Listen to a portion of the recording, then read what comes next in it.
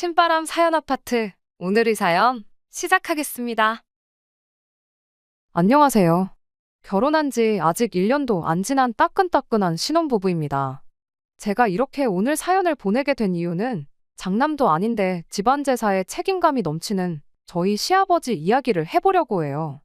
저와 남편은 가까운 지인들의 소개로 처음 만나 연애를 시작하게 되었고, 그렇게 3년간의 만남을 이어오다가 결혼까지 하게 되었습니다. 결혼 준비하면서 시댁이 제사가 없는 집인 걸 알게 되었어요. 결혼 후 받을 수도 있는 명절 스트레스 때문에 남편에게 너네 집은 제사를 지내니? 하고 단도직입적으로 물어봐서 알게 된 건 아니에요. 저희 집이 제사를 지내거든요. 대신 명절 때나 다른 제사들은 다 생략하고 할머니 돌아가신 날에만 따로 기제사를 올려요. 할머니 제사만 챙기는 데에는 이유가 있습니다. 할머니가 저희 친정 부모님을 엄청 아껴주셨거든요. 저희 어머니가 처음 결혼한 해에 할머니께서 내 아들 며느리가 나처럼 1년에 4번씩 개고생을 하는 꼴은 못 보겠다며 니들 조상이니 니들이 챙겨라 하고 제사 보이콧 선언을 하셨대요. 할머니도 그동안 제사 챙기느라 고생하셨던 게 있으셨겠지만 그 고생을 며느리인 저희 엄마한테 떠넘겨서 시집살이 대물림을 해주기가 싫으셨다네요. 아무튼 그 덕에 진짜로 저희 집은 제사가 없어지게 되었고, 그 뒤로도 할머니가 저희 어머니를 첫째 며느리라고 각별히 아껴주셨어요. 나중에 할아버지 돌아가시고 나서는 저희 어머니가 먼저 제안해서 할머니를 모시고 살았고요.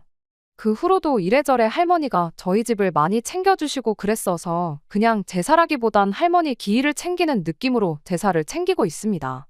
날짜도 기일에 딱 맞춰서 하는 게 아니고 다른 친척들도 오며 가며 하기 편하게 토요일로 날짜를 바꿨고요.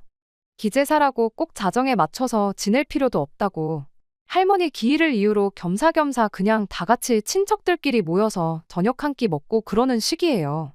음식도 각자 집에서 알아서 하나씩 해서 가지고 오다 보니 딱히 제사 준비하는데 힘들 것도 없고요. 아무튼 한참 연애하던 중에 그때 당시 남자친구였던 남편에게 오늘은 할머니 제사가 있어서 저녁 시간 되기 전에 집에 일찍 들어가 봐야 한다고 말을 꺼냈다가 그때 시댁이 제사가 없는 집이란 걸 알게 되었습니다. 그래서 겸사겸사 우리도 제사라고 딱히 있는 게 아니고 할머니 기일만 챙기는 거다. 어지간해서는 명절에도 따로 가족들끼리 모이지도 않는다고 그렇게 설명을 해주면서 시댁 제사에 관한 이야기도 듣게 되었습니다. 시댁이 사실 제사에 엄청 진심인 집이었대요. 시아버지는 막내 늦둥이에 위로 남자 형제분이 무려 4분이나 더 계시는데 말인즉슨 큰어머니가 4분이나 계신다는 소리였죠. 저희 집과는 다르게 할머니께서 제사에 엄청 진심이신 편이었다나 봐요. 아래로 자식들이 결혼해서 며느리가 생기면 생길수록 일할 사람이 늘어나는 거나 마찬가지였으니 그럴 때마다 제사 음식이 양도 양이지만 제사 음식 가짓수도 더 늘어나게 되었다고 해요. 그러다 할머님께서 건강이 안 좋아지기 시작했고 막내 아들인 저희 시아버지가 시어머니랑 결혼하는 걸 보고 나서 보름 만에 세상을 떠나셨다고 합니다. 그때 할머니 건강이 안 좋아서 조금 번갯불에 콩 구워 먹는 느낌으로 서둘러 결혼을 하게 된 감이 없지 않아 있었대요. 시어머니도 이 집이 제사에 이 정도로 진심인 집인 걸 미리 알았다면 결혼하지 않았을 거라는 식으로 아들인 남편한테 이후로도 몇 번씩이나 말을 하셨다네요. 아무튼 문제는 할머니가 돌아가시고 나서 악습이나 마찬가지인 제사가 사라진 게 아니고 더욱더 가혹해진 게 문제였던 겁니다. 저희 시어머니 위로 있는 4분의 큰어머니들이 그간 당신들이 고생했던 걸 어떻게든 저희 시어머니한테 풀 생각이었던가 봐요. 큰어머니들이 시어머니한테 몇 번 가르쳐주고 나서는 정말 손 하나 까딱 안 하고 모든 걸 시어머니한테 떠넘기셨답니다. 그렇게 10년 정도 시어머니는 1년에 4번 있는 제사를 할머님까지 포함해 4명의 며느리들까지 총 5명이 준비하던 걸 시집 오자마자 영문도 모른 채 그 많은 제사 음식들을 혼자 힘으로 준비해야 했던 거예요. 아무것도 안 하고 놀고만 있던 건 아니고 큰어머니들이 일손을 보태긴 했다지만 제사 음식 준비를 100이라고 치면 시어머니가 거의 80을 하고 나머지 4분이서 20 정도를 했다고 보면 된답니다. 제사 준비라고 넷이서 한 통속이 돼서 그렇게 부려먹었는데 평소라곤 또 시어머니를 안 괴롭혔었겠나요? 집마다 무슨 할 일이 있으면 묻지도 따지지도 않고 불러내서 시어머니를 부려먹고 그런 식이었답니다. 그래도 시어머니가 꾹꾹 참고 그렇게 버티고 계셨는데 남편 아래로 연년생인 신우가 있거든요. 그 신우 때문에 결국 저희 시어머니가 폭발을 하게 되었던 거예요. 그날도 한참 시어머니 혼자서 전날 저녁부터 거의 꼬박 밤을 새다시피 해서 제사 음식을 준비하고 계셨다고 해요. 아침 일찍부터 해서 하나둘씩 친척들이 모이기 시작했고 시어머니가 거의 모든 준비를 마쳐놓은 상황에 큰어머니 네 분께 잠깐 쉬고 올 테니 마무리 좀 부탁한다고 하고 잠깐 방에 들어가셨답니다. 밤을 거의 새다시피 해서 준비를 하셨다 보니 잠깐 눈 좀 붙이고 나올 생각이셨던 거죠. 그렇게 한 30분 정도 눈을 붙이고 다시 나오셨는데 나오자마자 시어머니가 거기서 기겁을 하셨다는 거예요. 나가보니까 4명의 큰어머니들에 둘러싸여서 당시 9살밖에 안 된 신우가 동태전을 뒤집고 있었답니다. 세상에 큰어머니라는 사람들이 9살밖에 안 된 조카한테 일을 시킨 거죠. 물론 아예 일을 떠넘긴 건 아니고 자기들 전부 치는데 이리 오라고 해서 앉혀놓고 너도 해보라고 뒤집개를 쥐어줬던 건가 봅니다. 아버님이 늦둥이인데다가 막내다 보니 남편이나 신우가 다른 친척 형제들하고도 나이차가 상당히 나는 편이에요. 시어머니 입장에선 지난 10년 세월 동안 지들 자식들한테는 전을 부치기는커녕 주방 근처에는 혹시나 기름이라도 튈까봐 얼씬도 못하게 했고 한참 시어머니 혼자서 전을 부치고 있으면 애들 먹인다고 빈 그릇 들고 와 덜어가서 챙겨주기 바빴었다는데 당장 9살밖에 안 된 당신 딸한테는 먹어보라고 전을 먹여주기는커녕 너도 뒤집어보라고 일을 시키고 있으니 그걸 보고 눈이 안 돌아가는 엄마가 세상에 어디 있겠어요. 그 와중에 큰어머니들이 저희 시어머니한테 네 딸 전 부치는 것 좀 보라면서 엄마 닮아가지고 일은 기가 막히게 하겠다고 다음번 제사부터는 손이 하나 더 생기는 거니까 우리 동서 좀 편해지겠네 하면서 비아냥대기까지 했다는 겁니다. 그 와중에 10살도 안 된 꼬마애가 뭘 알겠나요. 큰엄마들이 잘한다 잘한다 하니까 신이 나가지고 그 고사리만한 손으로 뒤집개를 들어 전을 뒤집는데 그걸 보자마자 시어머니가 폭발해서 그날 혼자 힘으로 밤새 준비했던 제사상을 뒤집어 엎어버렸답니다. 남편이 해주는 20년도 더 된 이야기인데 제사상을 뒤집어 엎어버렸다는 그 말을 듣고 제 속이 얼마나 후련하던지. 남편도 엄청 어릴 적이지만 그날만큼은 충격이 커서 그런가 아직도 장면이 기억이 나는 게 있다네요. 시아버지하고도 그날 대판 싸웠다고 하고요. 넌 대체 뭘 했길래 네 형수들이 우리 딸 부려먹으려는 거 막아서지도 못하고 가만히 있었느냐고 어쩌고 저쩌고. 아무튼 그렇게 그날부로 시어머니는 시댁 제사에는 일절 관여하지 않겠다 선언을 해버렸고 그렇게 남편 집에는 제사가 없어졌다는 사실을 알려줬어요. 정확히는 시부모님네가 다른 가족들하고 관계가 소원해져서 그 뒤로 얼굴도 안 보고 지내는 사이가 되었던 거죠. 그 이후로 시부모님네 빼고서 남은 가족들끼리 제사를 지내긴 지냈나 본데 몇 해 못 가고 제사 음식을 네가 하니 내가 하니 왜 나만 하니 그런 문제로 큰어머니들끼리 서로 떠넘기고 싸우고 그러다 결국 제사도 없어지고 온 가족들이 전부 사이가 나빠졌다는 겁니다.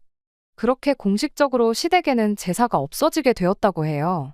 그 뒤로 가족들이 사이가 다시 좋아져서 교류하고 지내는 건 또 아니랍니다. 남편은 다른 건 모르겠고 남편이 어릴 적의 일이지만 시어머니가 상상도 못할 만큼 고생을 하셨다는 걸 직접 두 눈으로 보았다 보니 제사에 대해서 남편은 부정적인 생각을 가지고 있었대요. 그런데 저희처럼 제사를 지내는 집이 있다니까 그건 또 새롭다고.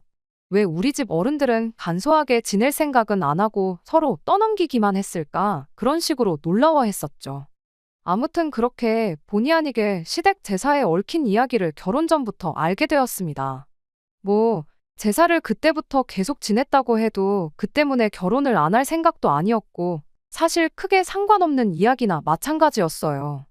그렇게 남편과 결혼해서 작년 5월부터 결혼 생활을 시작했습니다. 시댁이 지방에 있는 데다가 거리도 엄청 멀리 있다 보니 자주 찾아뵐 일은 없었어요. 결혼 전에 인사드리러 간다고 한번 찾아뵈었던 게 전부였습니다. 상견례는 친정하고 딱 중간쯤 위치해서 했었다 보니 그 뒤로는 정말 시댁까지 갈 일이 전혀 없었어요. 신혼여행 다녀와서도 안부 인사만 전해드리고 끝이었습니다. 시부모님 두 분 다 거리가 워낙에 멀다 보니까 오히려 먼저 뭐하러 그 멀리까지 고생스럽게 오며 가며 하냐고 피곤할 텐데 그냥 집에서 쉬라고 해주셨었고. 그러다 보니 결혼하고 처음 맞는 첫 명절인 추석이 오기 전까지는 시댁에 따로 시간 내서 찾아갈 일이 없었어요. 그냥 일주일에 한두 번씩 안부 전화만 드리고 그러는 시기였습니다. 그러다 이제 시댁에 다녀올 일이 다가오게 되었습니다. 명절인 추석이 다가오고 있었거든요. 지난 추석이 연휴라기에는 뭔가 아쉬운 그런 느낌이었어요. 크게 다르게 있겠냐마는 굳이 주말을 끼고 쉰다면 주말을 연휴 앞에 껴서 토일월화수 쉬는 것보다 연휴 뒤에 껴서 수목금토일 이렇게 쉬는 게 훨씬 더 쉬는 느낌이 나잖아요. 양가에 인사드리러 가는 거 먼저 끝내고 주말까지 내리 푹 쉴 수 있으니까 말이에요. 그런데 그러던 중 저희 회사에서 직원복지 차원에서 길게 쉬고 오라고 목요일, 금요일을 아예 재량휴일로 만들어줬습니다. 5일짜리 연휴가 난데없이 9일짜리 거의 휴가에 맞먹는 황금 연휴가 돼버린 거죠. 결혼이다 신혼여행이다 해서 휴가도 미리 땡겨 써버린 바람에 내년까진 꼼짝없이 회사만 나가겠구나 싶었는데 완전 운이 좋았죠. 혹시나 싶어서 남편도 회사의 상황을 설명하고 연차 신청을 냈는데 감사하게도 회사에서 그렇게 쉬라고 허락을 해준 덕분에 남편도 똑같이 황금 연휴를 즐길 수가 있게 되었어요. 남편과 상의 후 양가에는 연휴가 시작되기 직전에 있는 주말을 활용해 다녀오기로 했고 남은 기간은 뭐 어디 해외여행이라도 가야 하나 하면서 한참 행복한 고민을 하고 있었습니다. 일단 친정에 먼저 연락을 했어요. 친정 부모님은 뭐 명절이 대수냐고 그냥 주말이든 언제든 안 와도 되니까 하루라도 더 둘이서 즐기다 오라는 대답을 들었습니다. 그 말을 듣고 곧바로 시댁에도 연락을 했어요. 시댁이 거리가 워낙에 있다 보니까 시어머니 입장에선 자주 보지도 못하는데 명절에도 건너뛰라고 하기는 조금 그랬었나 봐요. 그래서 토요일에라도 일찍 들렀다 가면 좋겠다는 식으로 대답을 하셨고요. 애초에 그날쯤 해서 다녀올 생각이었다 보니 섭섭하거나 그런 건 없었습니다. 친정에는 안 가도 되게 되었으니 그냥 아예 그러면 토요일날 가서 하루 자고 일요일까지 해서 이틀 내내 시댁에서 시간을 보내고 여행을 출발하면 되는 건가 하고 그렇게 계획을 세웠죠. 그러다 그날 저녁에 시아버지한테서 전화가 왔어요. 아무리 그래도 명절을 건너뛰는 건 그렇지 않냐면서 추석 당일날에 시댁에 오는 걸로 하라고 말을 바꾸시더라고요. 시어머니한테만 말씀드리고 허락을 받아낸 거였다 보니 아버님 딴에는 기분이 좀 안 좋았나 봐요. 남편이 아버님께 모처럼 9일짜리 연휴인데 사정 좀 봐주시면 안 되겠냐고 몇 번을 물었지만 시아버지는 절대 안 된다며 고집까지 부리기 시작했습니다. 명절 무시하고 그렇게 시댁에 오면 그냥 아무 때나 주말에 오는 거랑 뭐가 다르냐면서 말이에요. 그렇게 결국엔 명절날 시댁에 찾아뵙는 걸로 이야기를 끝내고 전화를 끊었습니다. 전화 끊고 나서 몇 시간 지나지 않아 시어머니한테서 다시 전화가 걸려왔어요. 당신 딴에도 저희들 연휴 맞아서 어디 좀 길게 다녀오게 해주라고 몇 번을 설득했었는데 시아버지가 워낙에 완고하게 나오는지라 어쩔 수 없었다면서 미안하다고 하시더라고요. 시어머니가 저희한테 사과하실 일은 아니라고 저희도 너무 저희들 생각만 한 것 같다고 죄송하다 사과드렸어요. 물론 말은 그렇게 했지만 이상한 데서 고집을 부려대는 시아버지가 원망스럽긴 했습니다. 9일 연휴 중 딱 중간이나 마찬가지인 추석날을 비울 수가 없게 되었다 보니 해외여행은 꿈도 꿀 수 없는 이야기가 되어버렸으니까요. 그래도 나름대로 알차게 연휴를 보내야겠다고 남편과 계획을 세우게 되었어요. 그러던 중 저희가 여행을 안 가기로 했다는 소식을 들은 친정어머니께서 전화를 해오셨습니다. 저희 작은아버지네가 은퇴를 하면서 은퇴 자금으로 속초 어디쯤 바다 전망 좋은 곳에 운영 중이던 펜션을 하나 매입하셨다네요. 내년 여름 성수기가 오기 전까지 시간적 여유가 많다 보니 작은아버지가 직접 펜션을 리모델링을 하실 계획이시랍니다. 그런 만큼 그 당장 영업한다고 바쁜 것도 아니고 리모델링 공사도 아직 시작을 안 했다 보니 당장 연휴 맞아서 친척들끼리 다 그 펜션에 모여서 2박 3일 푹 쉬다 오기로 했다는 거예요. 저희 여행 계획이 어그러졌으니 아쉬운 대로 거기라도 따라가서 놀다 오지 않겠냐고 제안을 해주신 거죠. 원한다면 작은아버지한테 부탁해서 그 주 주말까지 내내 저희가 그 펜션을 숙소처럼 사용할 수 있게 물어보겠다고 하시더라고요. 그래서 이참에 그냥 속초를 거점으로 강원도 여기저기 돌아다니는 것도 좋겠다 싶어 그렇게 하기로 했습니다.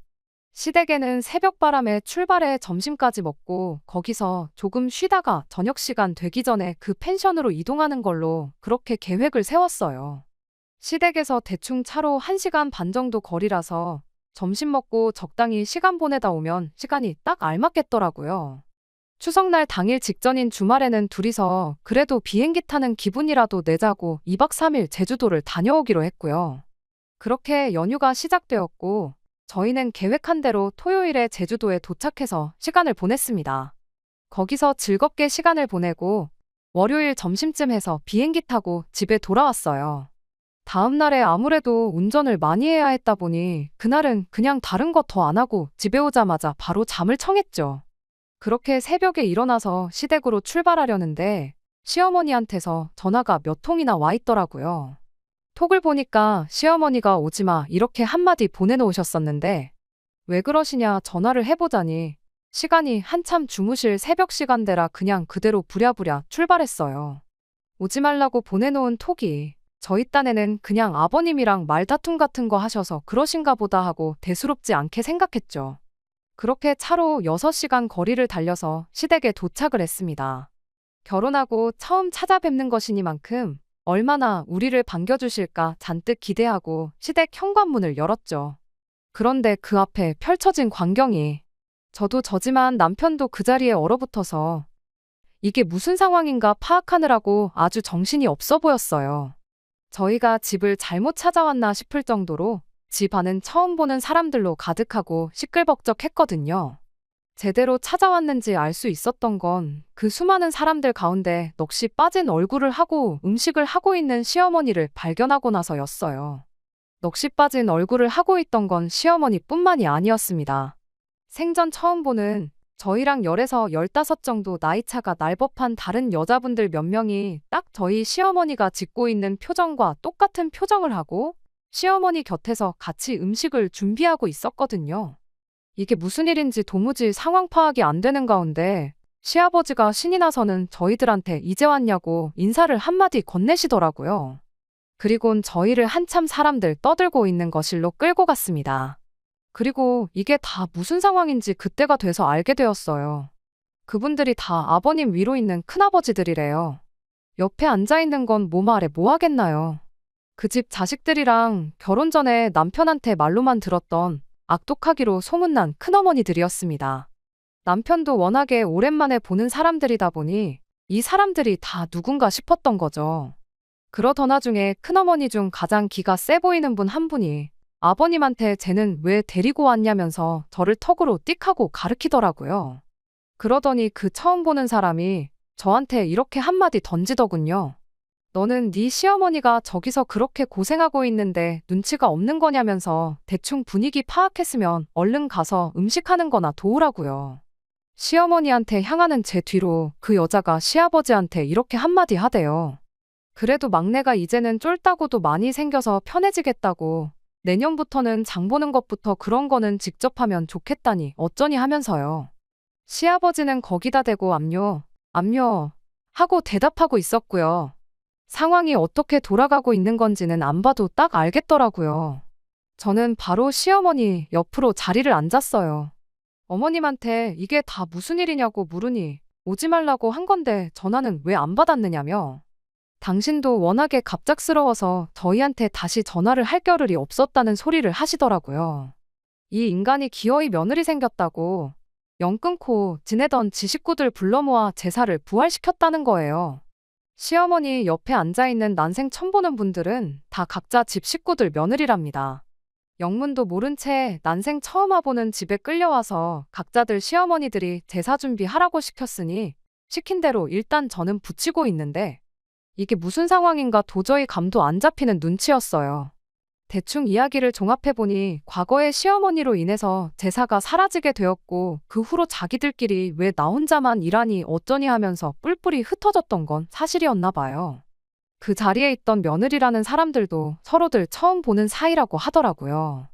일단 시어머니가 진두지휘를 맡아서 이거 해라 저거 해라 시키고 계시니 하고는 있는데 결혼한 뒤로 단 한 번도 챙긴 적 없던 제사를 챙기는 게 다들 어이없어 하는 눈치였어요. 일단 다른 사람들도 하고 있고 우리 시어머니도 하고 있으니 저도 하는 수 없이 다른 음식을 준비하기 시작했죠. 그러다가 고개를 들었는데 남편이 어쩔 줄을 몰라 하면서 저 멀리서 저를 쳐다보고 있더라고요. 저 인간이 일하는 것도 열받아 죽겠는데 도와주는 신용도 안 하고 쳐다만 보고 있다고 열이 막 올라오던 찰나에 남편이 눈을 깜빡하더니 저한테 무슨 사인을 보내더라고요. 그리곤 그 길로 자리에서 일어나더니 살금살금 혼자서 자기 외투랑 그런 걸 챙기고 쓱 밖으로 나가는 거예요. 평소에도 죽이 잘 맞는 게 이럴 때 도움이 될 줄은 정말 몰랐습니다. 대충 남편이 무슨 생각을 하고 있는지 짐작이 돼서 그 길로 화장실 좀 다녀오겠다 말하고 안방으로 들어가서 시어머니 옷까지 몇 개 챙겨서 몰래 제 가방에 쑤셔 넣었어요. 그리고는 자리로 돌아와서 시어머니한테 말했죠. 차에 뭐 두고 온 것 같은데 가지러 좀 다녀와야겠다고요. 그런데 그게 엄청 무거운 거라 혼자 들고 오기 뭐한데 어머님도 같이 가주시면 안 되냐고 물어봤어요. 시어머니가 할 일이 이렇게 많은데 가긴 어딜 가냐며 저 중에 아무한테나 부탁해서 같이 다녀오시라고 하시는데 제가 최대한 애교 부리면서 시어머니한테 어머님하고 같이 가고 싶다고 어머님도 이참에 바깥바람도 쐬고 허리도 좀 피시라고 그렇게 이야기했습니다. 제가 시작부터 무거운 거라고 못을 박아놓고 말을 꺼냈다 보니 남이나 마찬가지라 큰형님이라고까지 하긴 뭐하고 호칭을 뭐라고 해야 좋을지 모르겠는데 아무튼 그 큰아버지네 며느리들은 난데없이 끌려와서 전부치고 있는 것도 열받아 죽겠는데 짐까지 들고 와야겠냐는 표정으로 애써 저희들 시선을 피하고 후라이팬만 바라보면서 음식 준비하는데 여념이 없었어요. 덕분에 아무 방해 없이 시어머니를 모시고 밖으로 나올 수 있었죠. 아니나 다를까 차에 가니 남편이 시동 걸어놓고 저희를 기다리고 있었습니다. 한마디도 안 했는데 어떻게 알고 거기에 엄마까지 모시고 왔냐고 하면서 완전 대박이라고 하더라고요. 남편은 애초에 그 자리에서 저를 데리고 도망칠 계획이었는데 제가 그 와중에 시어머니까지 모시고 나올 줄은 몰랐던 거예요. 시어머니한테 제가 말했죠. 제사 지내는 건 저기 있는 사람들한테 알아서 하라 그러고 어머님은 저희랑 같이 놀러 가시자고요. 어차피 어머님이 어느 정도 다 끝내놓으신 거 아니냐고 그 정도 해줬으면 충분히 하셨다고 말하고 그 길로 저희는 시어머니를 납치하듯 끌고 저희 작은아버지가 인수하셨다는 펜션으로 바로 향했어요. 시어머니도 처음에는 이래도 되겠냐면서 주저하셨지만 나중간이 에라 모르겠다 하시면서 빨리 출발하라고 하시더라고요. 차가 출발하자마자 옷 구겨진다고 제가 안방에서 챙겨 나온 시어머니 옷을 가방에서 꺼냈죠. 남편이 그거 보고 또 대박이라고 그 와중에 엄마 옷까지 챙겨서 나올 생각을 했냐면서 놀라대요. 시어머니도 그때부터는 한참 즐거운 표정만 짓고 계셨어요. 차를 출발시킨 지 한 20분쯤 지났나 저희 전화기가 불이 나도록 연락이 왔습니다만 하나도 받지 않았습니다. 시어머니는 급하게 나오느라 전화기를 두고 오셨는데 오히려 그 편이 마음이 더 편했을 거라 생각해요. 그렇게 차를 1시간쯤 더 달려서 펜션에 도착했는데 저희 부모님이 저희 보고 생각보다 일찍 왔다며 놀라셨다가 차 안에 같이 계신 시어머니 보고는 한 번 더 놀라셨어요. 원래 먹을 거 준비해둔 거 저희들 오면 저녁에 먹으려고 했는데 저녁까지 기다릴 게 뭐가 있냐며 그 자리에서 아주 저희들끼리 작은 잔치를 열었지요. 시어머니도 한참 같이 신나게 즐겨 하시다가 명절에 이렇게 가족들끼리 재미나게 보내는 방법도 있는데 왜 우리 바깥 양반은 저 모양인지 모르겠다며 한숨을 쉬시는데 참 생각이 많아졌습니다. 그렇게 한참 먹고 놀고 하다 보니 시간이 어느덧 오후 2시쯤 되었어요.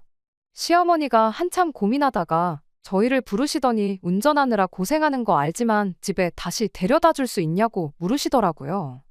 혹시 저희 친정 식구들만 있어서 불편하시냐고 저희 가족들 그런 거 별로 신경 안 쓰는 분들이시니까 부담 가지실 필요 없다고 대답했더니 그게 아니고 그때쯤이면 제사도 다 끝나지 않았겠냐 하시는 거예요. 이미 일이 이렇게 된 거 어쩔 수는 없지만 그래도 아버님한테 미안하다고 사과는 하실 생각이셨는가 봐요. 그래도 그 인간이 사람들 모인 자리에서 혼자 얼마나 난감했겠냐 하시면서요. 이왕 이렇게 된 거 집에 가서 아버님하고 깔끔하게 화해하고 어차피 저희는 다시 이쪽으로 와야 하니까 당신들 차 끌고 같이 이쪽으로 오자십니다. 아직 저녁도 남았고 하니 그 양반도 먹고 마시는 거 얼마나 좋아하는데 같이 놀면 좀 좋겠냐시면서요. 그것도 역시 좋은 생각인 것 같아서 저희도 그렇게 하기로 하고 시간 더 끌게 뭐 있나 싶어서 바로 차를 출발시켰어요. 그렇게 다시 시댁에 도착했는데 예상대로 집은 텅텅 비어있고 아버님 혼자 계셨습니다. 그런데 저희 예상과는 다른 게 하나 있었어요. 제사를 지내고 나서 가족들이 돌아간 모양새가 아니었습니다.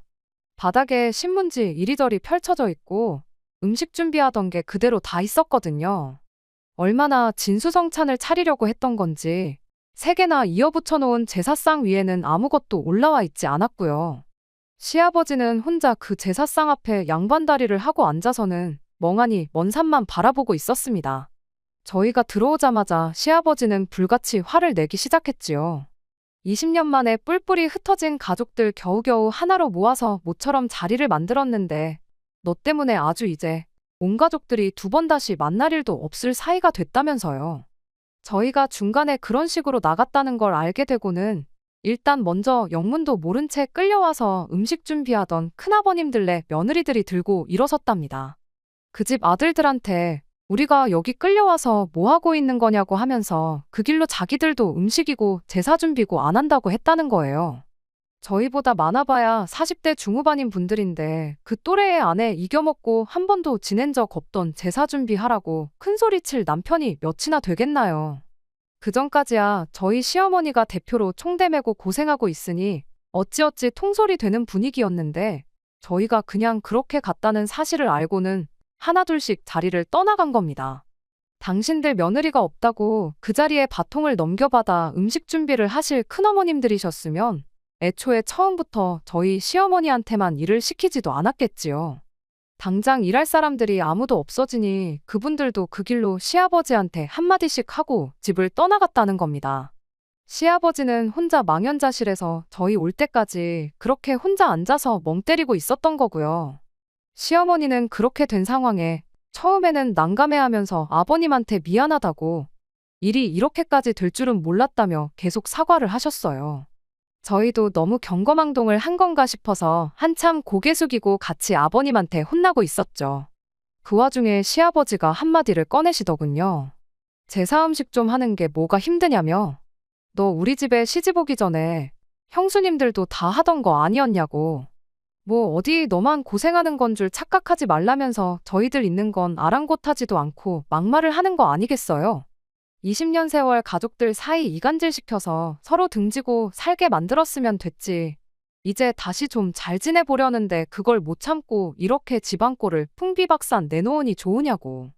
올해는 특히 형님들네 며느리들도 있고 우리 며느리도 있고 쫄따구들이 몇 명인데 부려먹기만 하면 돼서 몇 배나 쉬워진 걸 가지고 그게 하기 싫어서 어른이 돼서 그걸 못 참고 내뺐냐고 큰 소리를 치는 겁니다.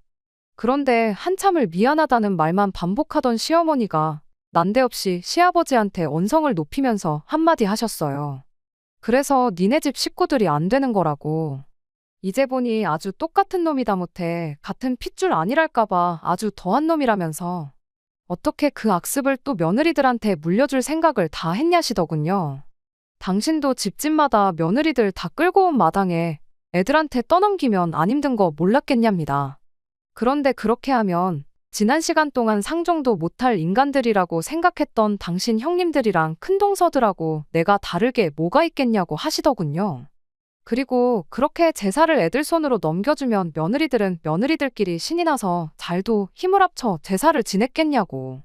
모르긴 몰라도 10살이나 넘게 더 어린 우리 애들이 또 독박 쓰게 될 것이 뻔한 거 아니겠냐고 일침을 하시더군요.